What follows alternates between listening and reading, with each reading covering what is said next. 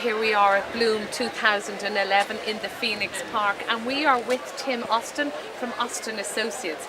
Now, Tim, tell us, you've designed a garden for Bloom. Congratulations, it's a beautiful garden. Thank you very much. What do you do in your day job as a designer? Goodness. Well, you're right. I'm a landscape architect and also a garden designer together. Okay, right. So my day job, I'd be dealing maybe with some commercial schemes as well as private garden design work. Okay. But show garden is obviously a little bit different. Yeah. I suppose you're bringing all your professional expertise together into one area. One area, one garden where you're just, you're showing off a bit. Have you a name for the garden? Good question. I mean, the sponsor here is Growise, Board-na-Mona, okay? Yeah. And so it is the Growise garden. Okay. Okay, like at Chelsea where you have the Daily Telegraph garden or whatever. Yeah. That's what we have here. Right. I had another name for it, which was Awakenings, where you're sort of, awakening your senses. There's a theme going on here where it might be a creative space. Okay, so as we walk through your garden, we're going to be introduced to all these areas that you're talking about. Yes. Well, shall we start? Okay. So, first of all, could you introduce us to your lady friend on your right? Yeah, this is Tina. Well, hello, Tina. Yeah, now Tina has, my wife is a floral designer, so she makes arrangements for weddings and functions and so on. And her name is Camellia, as it happens. And she's dressed Tina in moss, and then this is one of her arrangements. So fantastic. We're going to be kind of pushing Austen flowers and events a little bit from the garden. Yeah. Over the next while. Okay, terrific. And you have her seated on a lovely bench here, and she's relaxing, watching us now. Yeah. The bench here is by Alex Moore Designs. He's actually a London-based metal worker, and he'd exhibit in Chelsea and places like that. There is a lucky guy. They're all waving at you, Tim. Yeah. You're very famous. Apologies for that. Don't worry. You can edit that bit out. We'll edit that bit. Now tell us. Okay, so let's move through the garden then. Yeah. Now, Susan is. I'm here for the plants. What I like is that you've actually used plants purely for structural elements. I have, you, really? yes. I mean, you've got the large bold leaf hosta, which is that summon substance? Summon substance, yes. Okay, I don't know the grass beside it. It's Carex. Yeah. I'm going to actually pause the thing. You're all right. You're all right. Do you know what we're going to do? I'm going to go up here. Susan, what's this here? That to me looks like a little bog myrtle, is it? It's blueberry, actually. Blueberry. Yeah. So same family. Vaccinium. We planted blueberries. Vaccinium. Do you know what's lovely? If the bees here coming into that, again, that's enticing the bees into the garden. Yeah. Yeah, which is lovely. If you want to get the name of the Carex, it's Trifida Rekahu Sunrise. Can you see why I went to got my list? Well, I can certainly, and I'll tell you, for It's somebody who doesn't understand that, you're going to have to exactly point out where that plant is. Okay, it's this one here. This one. Okay. Okay? Yeah. So that's a lovely Carex that we use. It's called Carex Trifida Rekahu Sunrise. But what I like about it is the beautiful variegation in the leaf. And what you don't want to do is run your fingers the wrong way down. If you cut your fingers. Absolutely. Ribbon your fingers. Sharp and nasty. So what's this? Yeah? A little salvia here. Veronica. I beg its pardon. Extraordinary. And look here where it's actually grown two bits together. There's some slight oddities. Slight sort of oddity this is the flower. Yeah. This is what you want to be seeing. It's Ulster Blue I'm going to say Sunrise. Ulster Blue Dwarf, that one. Okay, right. It's lovely the way that sort of peaks up, isn't it? If I was planting now around that green area, it's lovely the way that just points. You've got the contrast between the sort of weeping leaves of the grass and the Carex, and then you've got the upright, and that lovely little primula. Primula, yes. Yeah. Tim, this is very interesting. Yes. Now, for somebody who doesn't know anything about trees and stuff, how come the trunk of the tree is shaped like that? Well, it's a very good question. It's actually a variety that's bred by woodstock plants in Kildare. Right. And they're not going to give away their secrets, but let's just say they've bred that tree. It's actually it's a Betula pendula variety, so it's the common birch, but it's been crossed with another variety to create this wiggling effect, Isn't that amazing? Yeah. Also carried through in the side branches. which again is in the side branches. Yeah. So it's a little bit like contorted hazel or one of those sort of plants. It's really nice. And here behind us, Jim, you've used as a sort of divider, if you like, these large people. Is it the scanner? It's the scanner flagstone, yes. Yeah. And can you see? Do you want us to come forward a little bit there? Yeah. Because we're all a bit spread out here. Yeah. Basically, the Lascana flagstone, they're massive.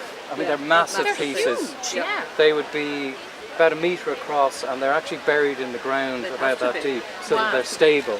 Yeah. So we kind of crane those into the garden. But they're absolutely beautiful. You get this lovely fossilization Yeah, I all mean, the way that is- across that the is front. amazing. And that's natural, that's how they are. I was going to ask you that. Wow, Yeah. that is super. And this technique that I've used here of overlapping them and actually placing them upright like that, believe it or not, is a traditional Irish technique for forming boundaries. It's actually a boundary wall technique. Yeah, because you think of the sort of stone walls in the west where there are just whatever's been picked off the fields has been mounded up. to That's create right. The walls, whereas this is more. Yeah, in Bunratty there's a folk village, a 19th century Yes, folk village, and yeah. that's where I first saw it in there. Yeah. And then again, it's at the Cliffs of Moher. They've used it to. Do you know, I thought, Edge yeah, along. I'd seen it, but it's very much an old tradition, is it, in It Ireland? is actually a traditional yeah, technique. It is, yeah. for that part of the world, Yeah. you know, where there's access to this type of flagstone. Yeah, it's absolutely and the natural finish on it is brilliant, isn't it? So walk us through, we're coming down this pathway here. This is crazy paving. Again, it's made from the Scanner flagstone. I'm Okay. going a little bit retro. We're bringing it back Yeah. in. You know, remember it was very much the thing. very back much in yeah. fashion. Now people are going. I think it's it's coming back a little bit. And the idea here is that I've got some themes to do with landscape change in the garden.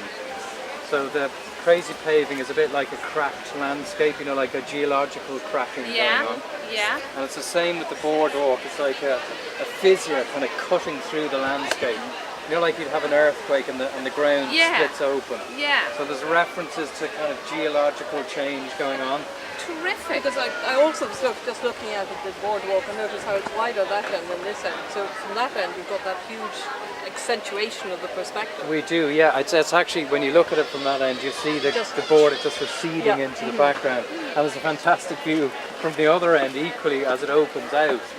Yes, it's sort of out into the landscape. Probably the most This is perspective I've ever lovely. used in the garden. Have we got that on camera here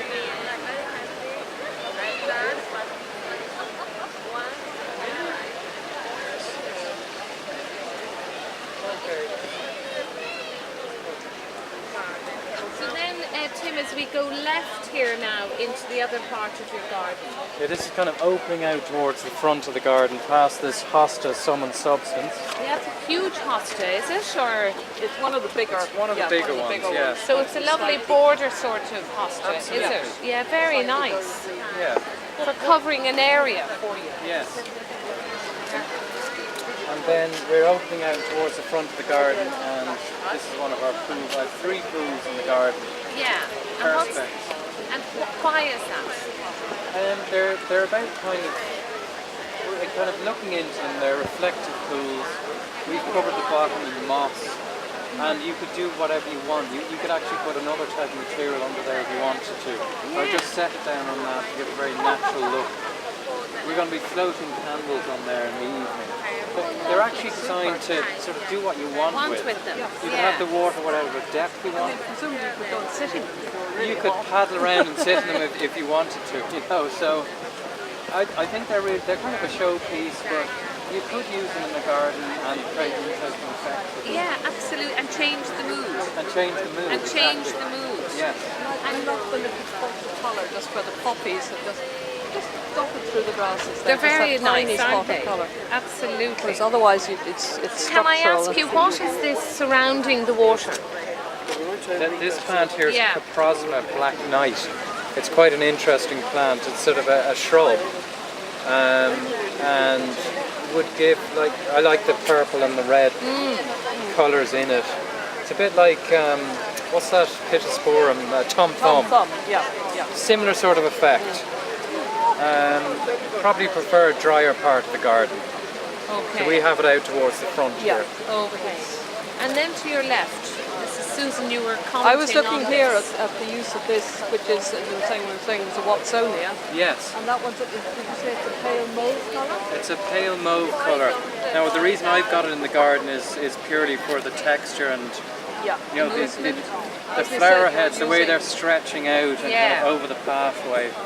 And contrasting with And the big co- leaves of the exactly, hospital. exactly. So you're saying that you're using plants purely for their structure rather than... It's actually quite interesting of bloom this year because the spring started much earlier. Yeah. Oh, yes. So plants are, and you've probably come across this already, yeah. but Yeah. plants were in flower 2 or 3 weeks earlier than they would have been.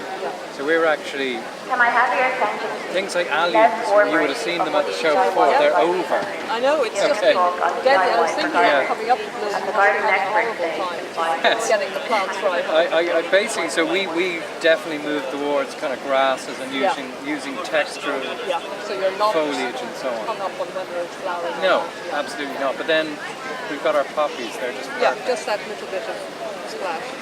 What I love about it is you've certain levels and then you've the trees peeking out. You know, it's very attractive, isn't it? And you could have this in a medium-sized garden as well. Oh, And definitely. you don't have to have a big space, No. do you, to create? And you could have just one water feature in your could. garden and create what you've done in various parts of your garden. You could actually almost divide this up Yeah. into smaller sections and Yeah. depending on the size of your own garden, you know, take Yeah. an element of it. As you say, have a pool, have a bit Yeah. of crazy paving. Yeah. If you've got the space, then by all means put a boardwalk in. Yeah. Yeah. Yeah. I have quite a small garden at home, but I want to slot the wooden gazebo into it. The wooden Yes, gazebo. that is amazing. Tell us about that. Well, it's really interesting. It's been put together by a craftsman, Christy Collard of Wood Spiral Designs, to my design. And we were going for a kind of rustic look. Yeah. And I suppose I like this sort of building. I mean, the sort of natural appearance to it.